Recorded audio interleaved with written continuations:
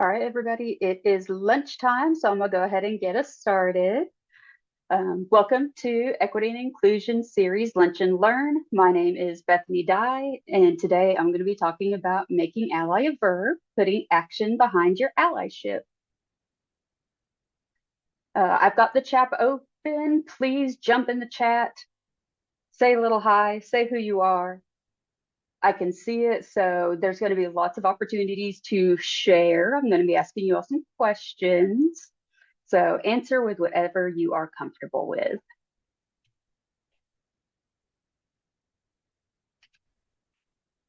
A little bit about me, who am I, and why do I care about allies? So my name is, again, Bethany or B. Dye. My pronouns are they and them. I'm the coordinator for the Dr. Patricia Robertson Pride Center.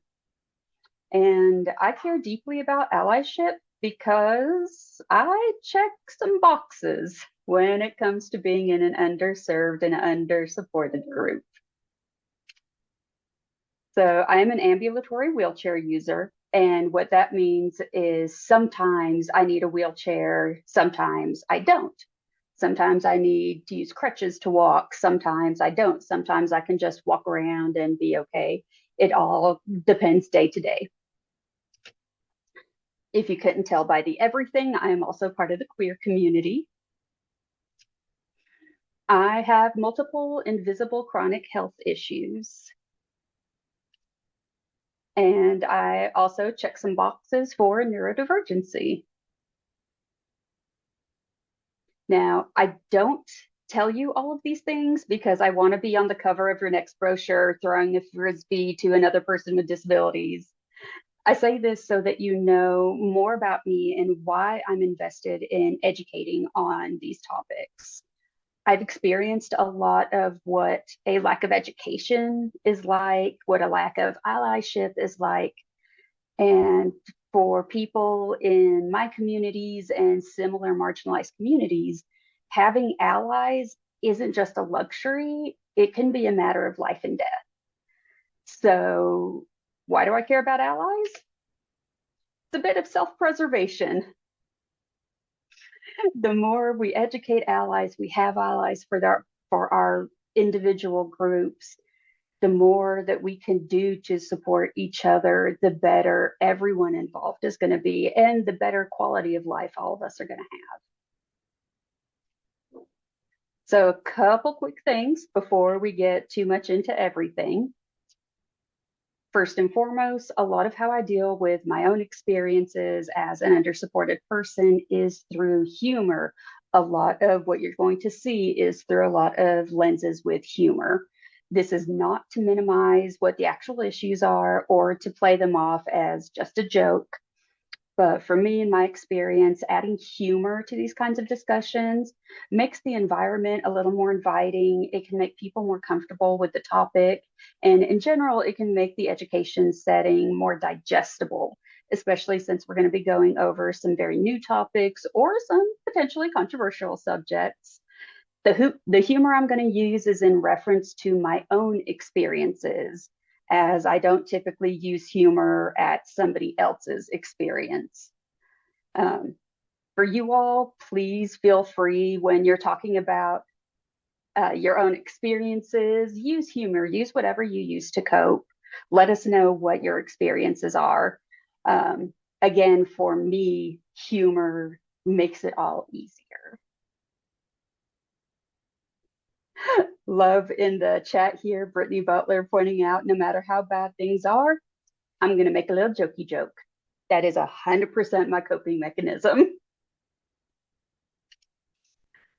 So for this, we're going to be covering some basics, but this is just the beginning of this conversation. This is the kickoff. This is just the appetizer. There's so much more to this conversation, to these topics, going into specific communities and experiences. This is top tier, top iceberg, but I would love to continue this conversation and get more into the deeper subjects. What we talk about in this presentation is going to be relevant for some groups, but it might not be relevant for every group. No one thing is going to be relevant to everyone, and that's okay. Part of being an ally, especially an ally to more than one group, is learning what works, what doesn't, experimenting, and just looking for different ways of support. And for this specific presentation, for this environment, I do ask that we remember we are here to grow. Sometimes growing means using the language we know, not necessarily the language we should use. For the purpose of this presentation and this discussion, it is more important for me for you all to ask the question rather than worrying about appropriate language. What we're looking for here is kicking off the conversation, getting everything started. So if you're not sure, what the term for this is, what the term for that is, for this presentation and this conversation, use whatever language you know, and we will take it from there. It's okay if you don't use the appropriate word. It's okay if you don't use the appropriate context. We are here to learn. That's why it's lunch and learn and not lunch and grammar. So for starters, I just want to kind of ask an open-ended question. What is an ally to you all? What does that look like? What does that mean? If you consider yourself an ally, what do you feel like sets you apart to be an ally?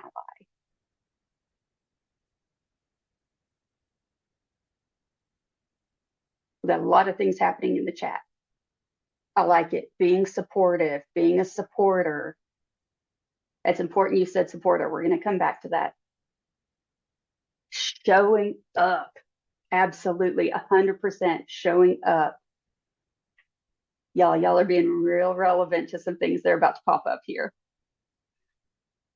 Please continue putting things in the chat. I'm going to be looking back and forth.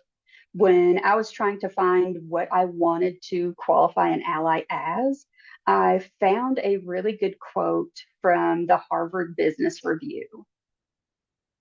We view allyship as a strategic mechanism used by individuals to become collaborators who fight injustice and promote equity through supportive personal relationships and public acts of sponsorship and advocacy. I want you to sit with that for just a second because there's a couple specific words in here that I really want to highlight. The first one is strategic. Being an ally is planned, it's purposeful, it's intentional. You don't put action behind your allyship just on accident. It's premeditated, it's thought out, it's researched. Yes, it's wanting to learn more. It's being accountable for your actions and your thoughts. You don't just, whoops, one day realize, oh, I've been an ally this whole time. There's action in the allyship, and that's strategic. The next thing I want to look at is collaborators. Y'all hit right on this in the chat. Your collaborators, your accomplices, co-conspirators. You're not necessarily the leader. You're not the loudest voice. You're not the best thing to happen to that community since sliced bread. You are working alongside the community to support them, to lift their voices and experiences, to use your voice where theirs can't reach, or to use your voice to ears that won't listen to theirs. This might not be your war, but you are supporting the cause because you believe in it. You know it's the right thing to do, and you want to see this group of people be successful in life. Next one is the hardest one. Public acts. What you think on the inside as an ally isn't necessarily as important as the actions you do and that others see you do. You want to actively be supporting these people. Just having basic human decency doesn't make you an ally. Saying you don't see color isn't being an ally. Just using somebody's correct pronouns doesn't make you an ally. However, calling out racism that you hear in your friend group is putting action behind your allyship. It's making it public. Reminding others of correct pronouns when the wrong ones might be used is putting action behind your allyship. Reminding the attendees of a meeting that when you're talking about supporting Hispanic students, maybe reminding everyone that there should be some Hispanic voices in here. That's putting action behind your allyship. It's not just supporting the voices when they're in the room either, but bringing those voices up when they're not there.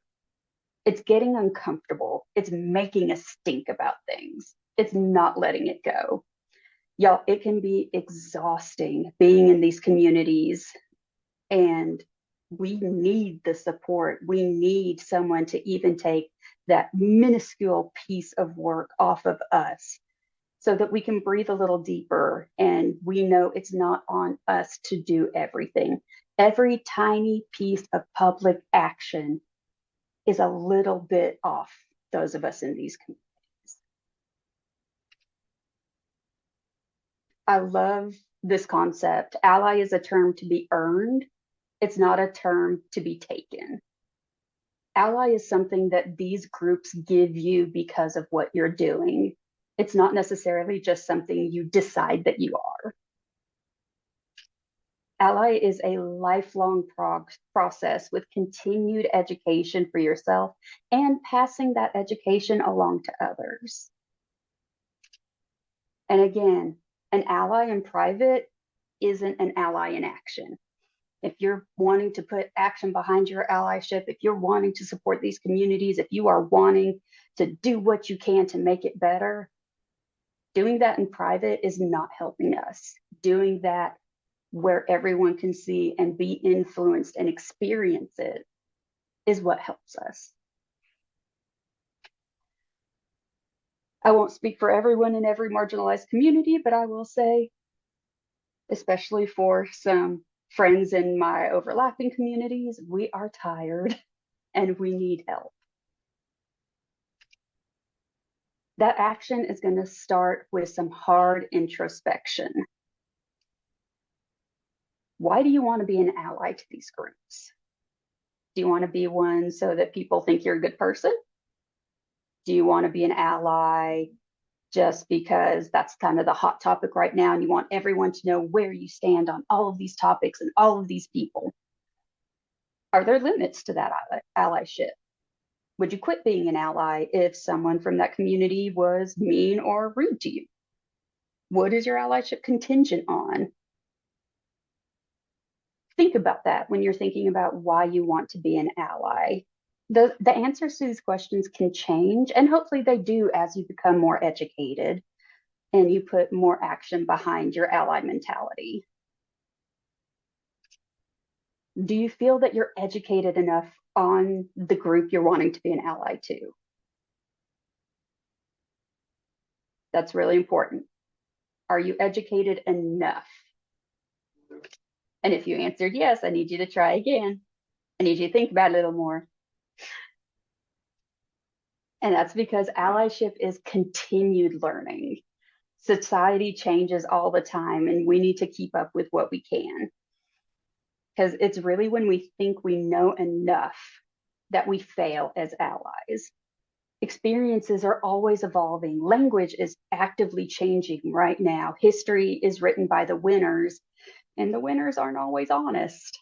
Research past events that are relevant to the community that you want to help, even if it's just the major ones, so that you can better understand current policies and current actions.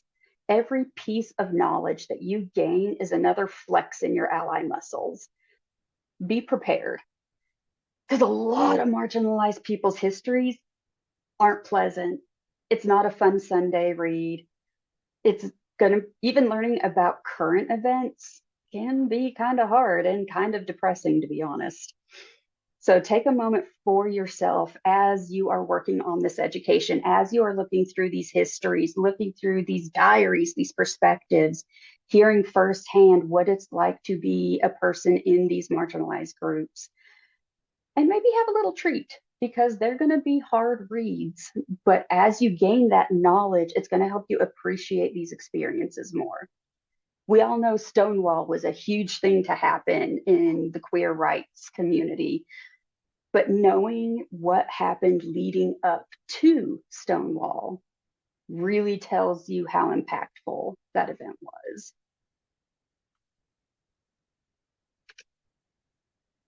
And I hate to say it, hindsight is 2020. We all make mistakes. Part of being an ally is learning, and it's okay to have regrets. It happens a lot. It's happened to me. You're in a meeting and everyone's having a good time. Someone makes a offhand remark or a joke at a specific group's expense, and everyone laughs, either kind of nervously or maybe really enthusiastically. Maybe you don't realize it in the moment, or maybe you do, but what they just said is really not okay. This is where that public allyship comes in. So how are you going to handle that? So pop some ideas here in the chat. What are some ways that you could navigate the conversation in a productive manner? Remembering that sometimes it can be really hard to be work appropriate when you're very angry at what just happened or alarmed or just very uncomfortable. It's they didn't mean it that way. That was just a joke. Oh, that's not a big deal. Let's just move along because the more we talk about it, the more awkward it is. Is there anything that you all have done when you've been in these moments to bring attention to the wording or the joke or the insinuation that was just used? Verbatim, Brittany, exactly what I'm about to put up here. Ask for clarification and ask for them to repeat themselves. In my experience, that's a very, I will say, personally worthwhile way to navigate it. Well, what did you mean? I don't get the joke. Can you explain it? Could you say it one more time? I didn't get what you were going for there. Could you, I don't get how those two things are correlated. Can you tell me that? I love it. Be matter of fact. That was at the expense of others, and I don't really feel like that joke was okay. I don't really feel like that comment was okay. Maggie, yes, I have learned asking them to explain what they mean usually makes them take a step back. When you're bringing attention to it, even just a little bit of attention, you're giving them a reason to pause and reflect. And you can do that. All of these ways are really great because you're not being overly confrontational. You're being just very, well, what do you mean? Well, I don't know that that joke was actually okay. And it's giving them a moment to reflect. And we've all heard these. It's just a joke. You're too sensitive. You're overreacting. What's the big deal? Everyone's entitled to their own opinion, or that's just my opinion, so you can't be mad at it. It could be worse. Literally everything could be worse. Did you know it could be worse? Or even, well, what did you expect? You're working with these people. What did you expect? You live in the South. What did you expect? We've all heard these, and maybe even some of us have said some of these when maybe we should have looked at some other avenues. But these are a lot of things that we typically deal with whenever we're trying to bring up, especially if it's not your own community. It can be really hard to bring it up to somebody else's defense. But being an ally to a community means not just listening to the group's experiences, but believing them and believing the emotions that whatever the action was, what that caused to that group. These and similar phrases are used against under-supported communities all the time to diminish their experiences.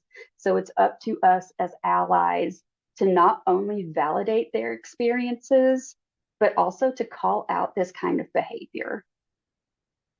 By allowing these kinds of jokes or opinions or big deals, what we're actually saying to that community is it's okay to see them in a certain way, in a very specific way. It's okay that they're the butt of jokes. It's okay to kick them when they're down. It's okay to other them because it's us, not them. And it's just one joke, right? Like I just made one joke. It's not that big a deal. Well, for you, it's like those of us who work in the front areas of our offices. Yeah, it's one question, but it's the thousandth time today that we have answered that one question. For a lot of these groups, yeah, for you, it's just a one offhanded joke. It wasn't a big deal. They're overreacting. It was just, it didn't even mean anything by it. But for that person, yeah, it might just been the first one today, but it's the 100th one that they've had to experience this month. It's the joke at their expense when they just went to a vigil for somebody in their community who received violence because of who they were and what community they belonged to. It's just a joke that's been spray painted onto their house or keyed into their car. It's just a joke.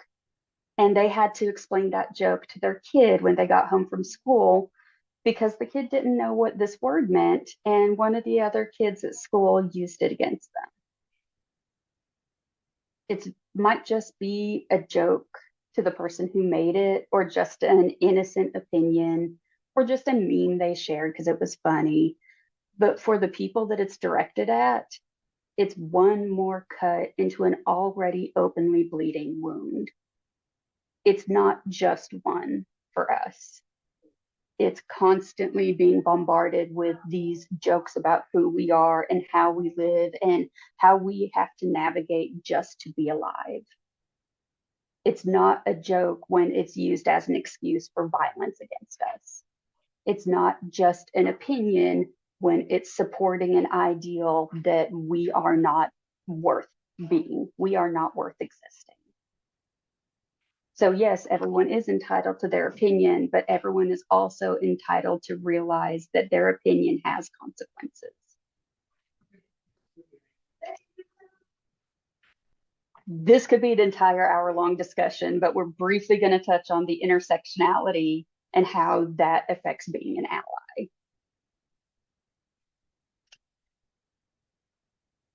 So, surprise, people are more than just one label or identity, especially some you can notice just by looking at a person, some you can't.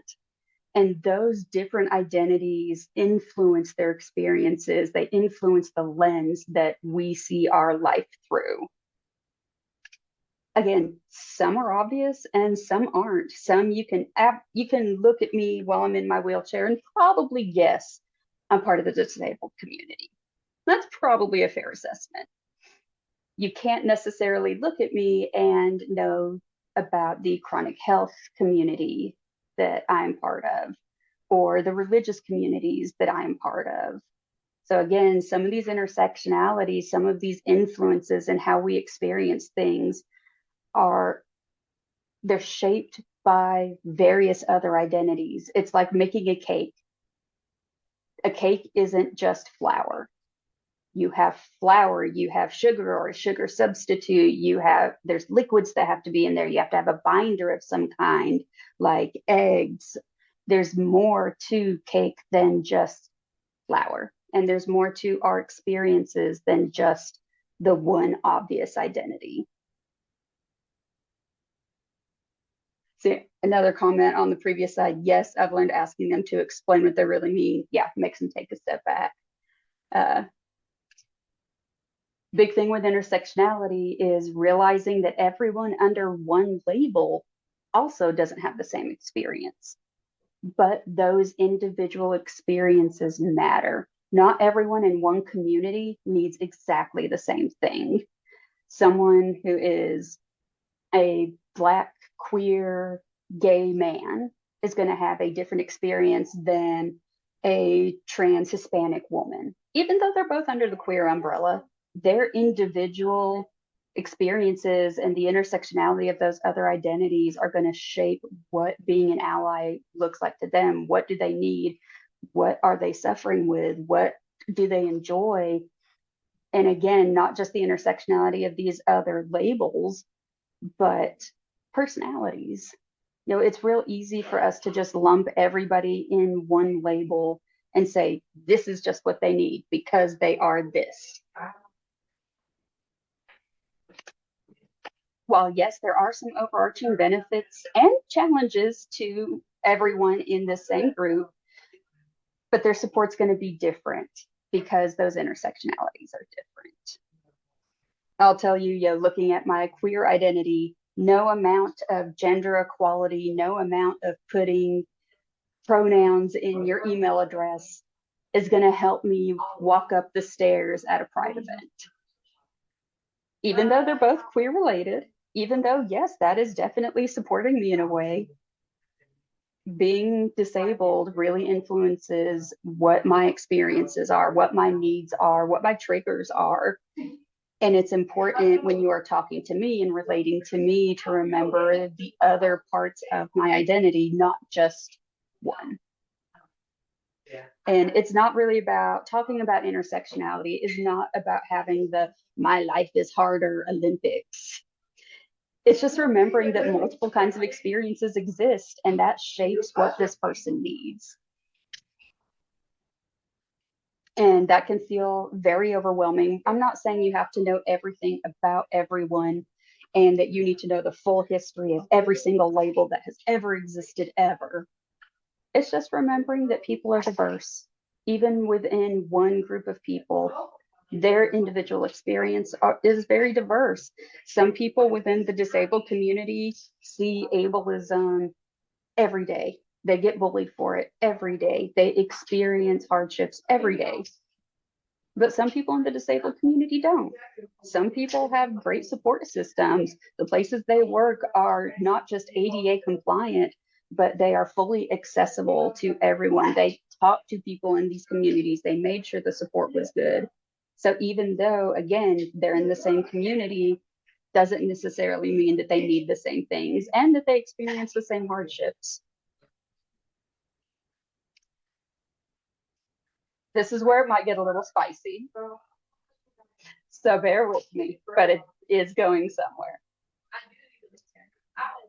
There are a lot of hurdles when you're part of an underserved, underrepresented community. There are bad people out there who want to make it worse for people in these communities. Absolutely. There are people who want to make our lives harder, who want us to go away, who want us to the hardships you have are what you deserve, things like that. Absolutely, 100%. There are bad people out there. There are people who say only people from this specific group can marry this person. This heritage can only marry this one. There are finance caps or restrictions for benefits. That is absolutely a hardship that a lot of marginalized groups have to deal with. Health insurance coverage and having full coverage is a huge issue for multiple different kinds of communities. And there are people who want to make sure those lines are drawn. Absolutely, 100% hardship. Religious observation leaves for work. There are a lot of religions who don't have days where they can, or they don't work, people in those religions don't work at a place where all of their holidays or religious observances get to be a day off. They get to do what they need to do. They get a week off for the biggest holiday for their religious observance. And that can be very difficult to navigate. It can be difficult to feel supported. There's different levels of anti-discrimination laws. Some groups are covered, some groups aren't. That absolutely makes our day-to-day harder. That absolutely affects things. But when we're looking at all of these are all kind of very big umbrella, large, multi-level things that we are all trying to make better. And as allies, we want to make better.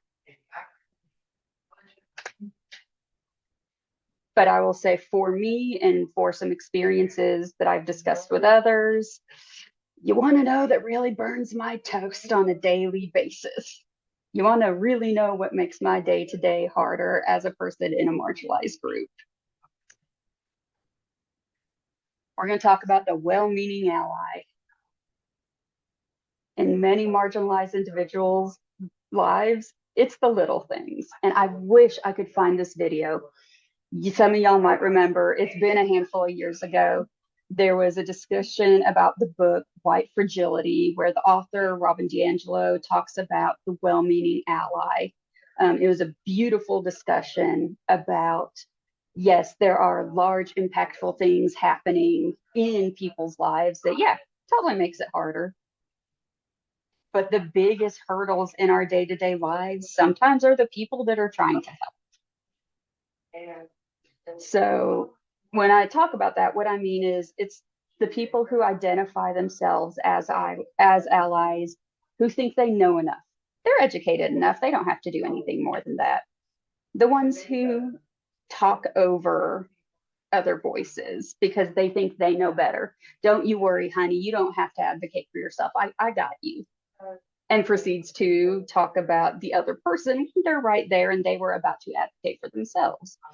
The people who think they deserve your life story and intimate details about your experiences because they're just trying to help you. The people who dictate to the community what they can and can't be mad at. The ones who won't take criticism or feedback on how they're being an ally from the actual community because how dare you be rude to me? I am an ally. I'm just trying to help. How dare you be mean to me? How dare you say that what I did was wrong? I would love to hear in the chat for those of you who are part of these communities, what are some well-meaning but actually hurtful things that you would be willing to share with the group? I'm going to share a couple of mine. These are just a few that I have experienced. Some I have experienced here at work, but I really would love to hear what you all have experienced that you are comfortable sharing with the group. And a reminder that this is being recorded. So when you're sharing your experiences, remember that part. But one of my favorites is coming up behind me and pushing my wheelchair without asking because you think I need help. You know, for those of you who have seen my journey with my mobility, super secret, but I can walk. I just can't walk far. I can't walk fast, and everything hurts. But I am great in my wheelchair. My wheelchair gives me so much more just quality of life. I'm great in my wheelchair. I can't do a wheelie yet. Give me some time. I'm watching some YouTube videos, but I am very comfortable navigating myself around. Not to say that there aren't times I do need help, but you ask, hey, are you okay to make it here? Hey, is there anything I can do? Or, hey, I will reach out and say, I have an event at the bell tower. I cannot push myself all the way there. Can somebody push me? But it scares the heck out of me when someone just comes up behind me, grabs my wheelchair, and just starts pushing. And then my feet get stuck under my wheelchair, my ankle gets twisted, and then I can't actually walk for the rest of the day. Yeah. I love this in the chat here. I'm going to read a couple. People who assume a group's experience is a monolith. Just because I'm an AA woman, I must have a certain upbringing or certain experience. Oh, I love this one. I love this one. We are throwing hard stereotypes out. Because you are this, I know what you've experienced. I know what you need. So you are this, and this, and this, because you identify under these labels. I know you are here to, and a lot of it, you see a lot of it in media. We love TV shows with stereotypes.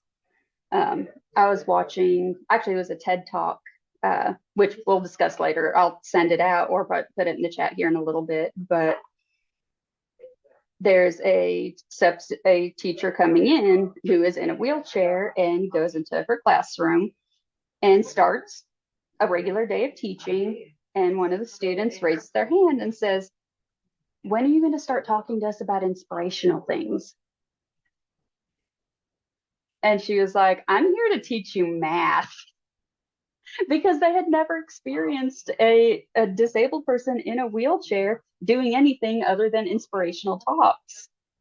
Not every person in a marginalized community wants to be your inspiration, wants to be, not everyone is what that preconceived label is or what these stereotypes are. Again, the focus on being an ally is recognizing the individual experiences. Oh, this one. Slowly speaking in Spanish under the assumption that I can't speak English.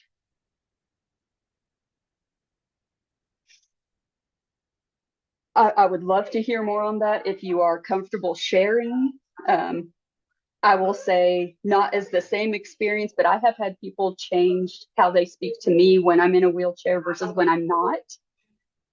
They'll talk slower, they'll use more elementary language, and all I'm doing is sitting down. Nothing else has changed. I'm just down here.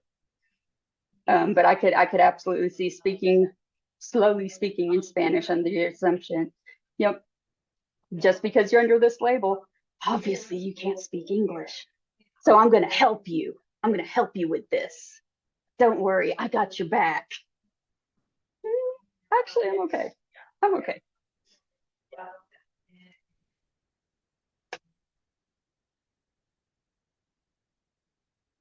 This is another one I'll share. Not understanding what chronic issues are, or that because I'm out of the chair one day means I'm better. Having the same conversation 50 times in one day on the days I don't need my wheelchair. Oh, you're better.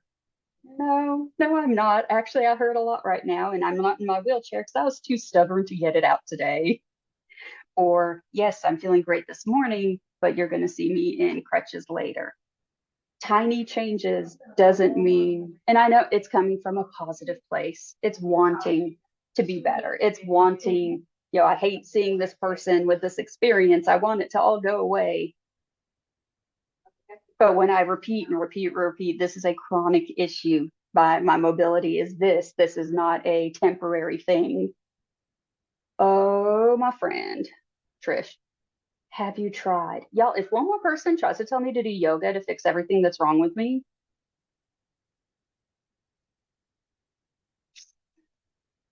I appreciate, and I feel like with a lot of this, a lot comes up with health related. For me, a lot of mine is health related. Well, have you tried this? Well, I have the best doctor you've ever met.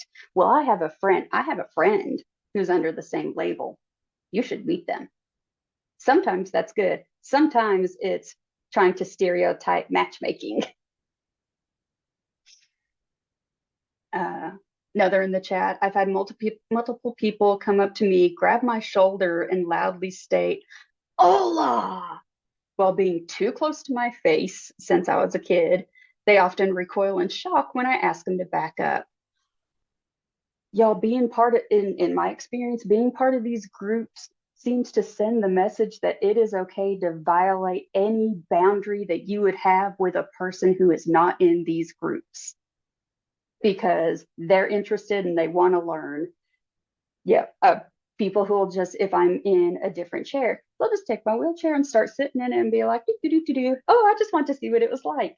Or take my crutches and I just want to see what it felt like to be you.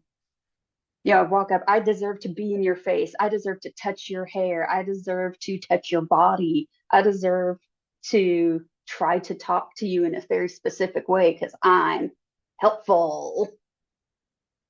And they're coming from a very positive place, but it's from a lack of education of how to be an ally.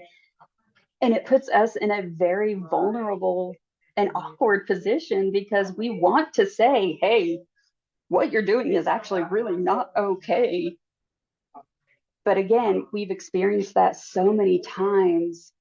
Sometimes it can be really hard to be nice about it because, again, it's the first time they've done it, but it's the 50th time that you've experienced it. Just think more positively and you'll feel better. The power of positive thinking. There is power in positivity. Like we all know that. However, no amount of just good vibes on its own is going to magically fix whatever we're experiencing. Have you prayed? Losing weight could help. Losing weight could help. There are so many levels to that one. That's going to be its own presentation. Y'all, weight affects a lot of things, but not everything is weight related. I've lost, due to some other health things, I have lost 50 pounds in a matter of months. I'm going to tell you right now, I'm still in this wheelchair. Being fat was not the issue, and that's okay. It's okay for us to own our bodies and our experiences and whatever our weight is or religious beliefs are, or whether we're happy about being in these groups in the moment, or whether we're just sitting here saying it really sucks to be in this group right now. There's a thing called toxic positivity that I will say in my experience, I hear a lot, especially when I'm speaking realistically about my experiences. I'm never going to get to the point where I can walk around Dollywood for a whole day. And that's fine. But people will be so mad when I say that. And I'm sure y'all have experienced too, when you're trying to relate your authentic experience, people are like, again, going back to that other list, oh, it's not that bad. Well, you'll be better. Well, that's just one person. Well, don't think about it. Just don't think about this experience that happened to you. Oh, it'll drive you bananas.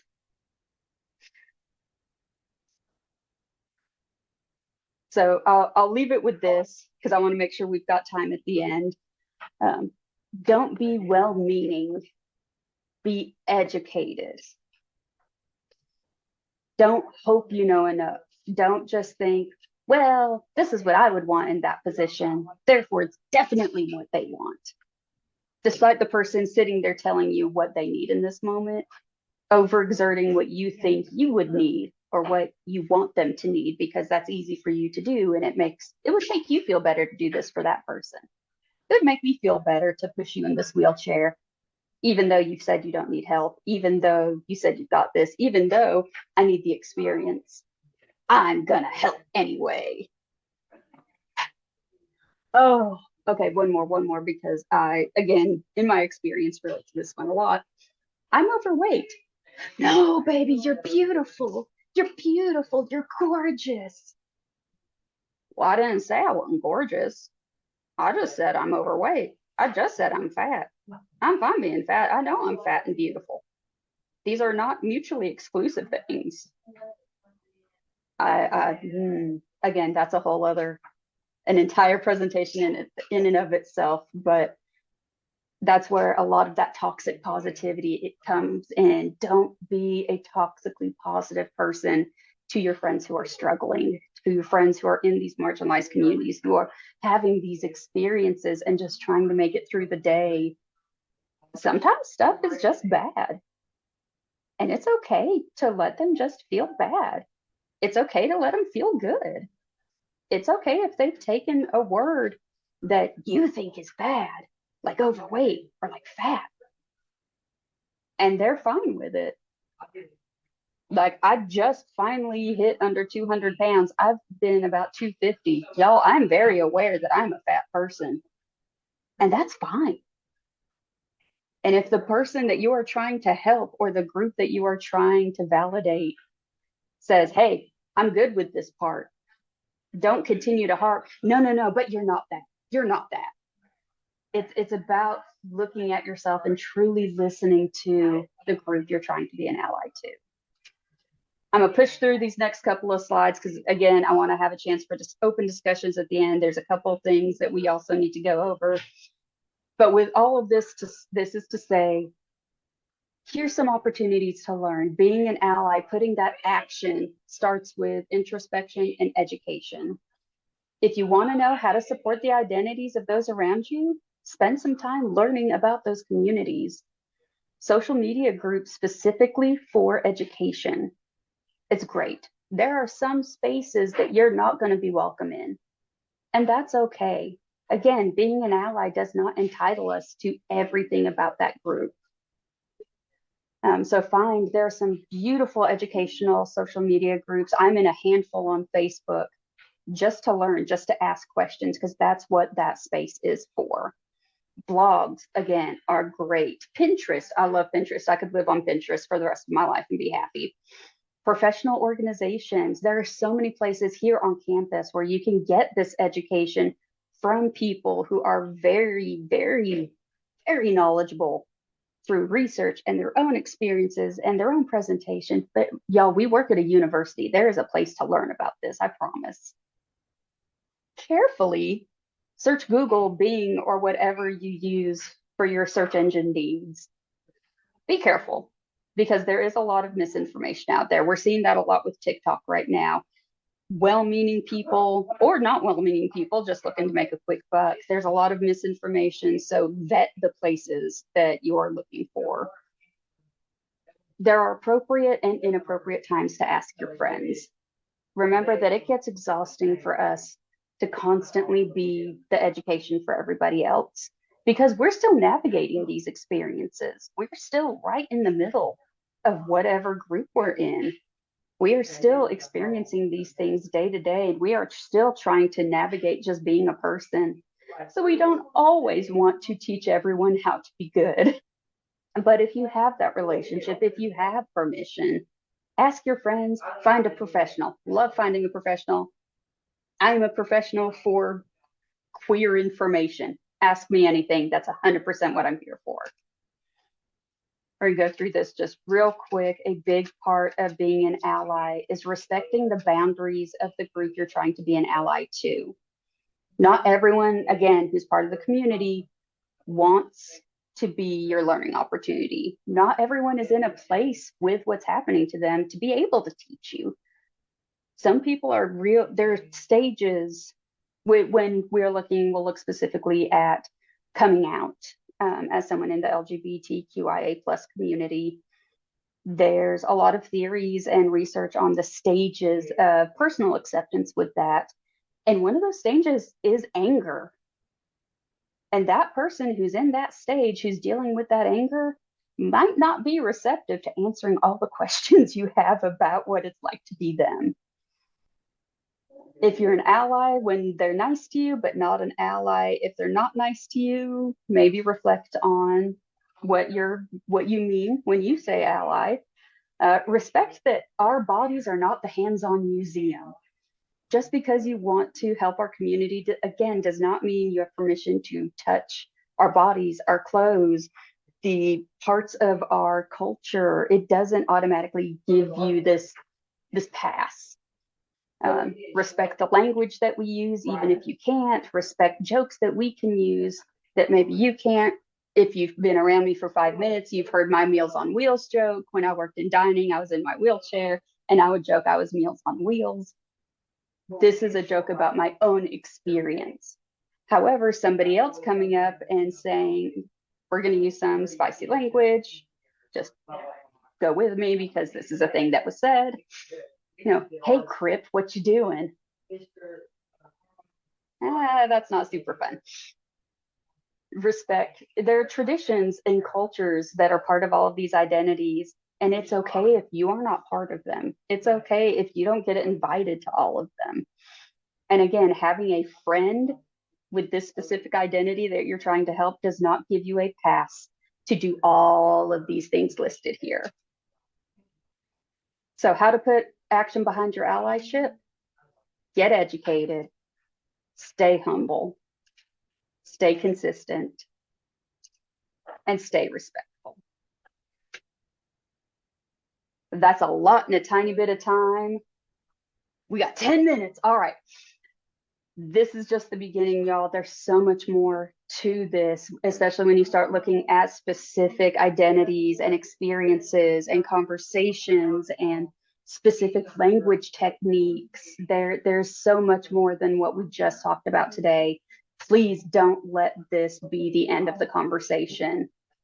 This is my personal information. Please reach out. If you all enjoyed this, if you'd like to continue the conversation together, let me know. We'll hook up a Zoom and do Allyship to Electric Boogaloo. I'm going to tag out now and going to tag Chastity in for some ending comments, reminders, and everything else. Thank you, Bethany. And of course, thank you to everyone that attended today. It was good to see some familiar faces that always support our presentations, but then I also saw some new faces as well. Just want to do a few quick reminders. Bethany mentioned boundaries. I think this will be another great time to plug Kaya Hutchinson. She will be doing boundaries on tomorrow. Yes. Oh, Chastity, you're muted. Another great There- presentation. And then, of course, we will have another one on Tuesday, February 20th with Dr. Jody Sutherland. She'll be presenting on ageism. So I guess would like to invite each of you to that presentation as well. Thank you again to everyone that attended. Have a wonderful day.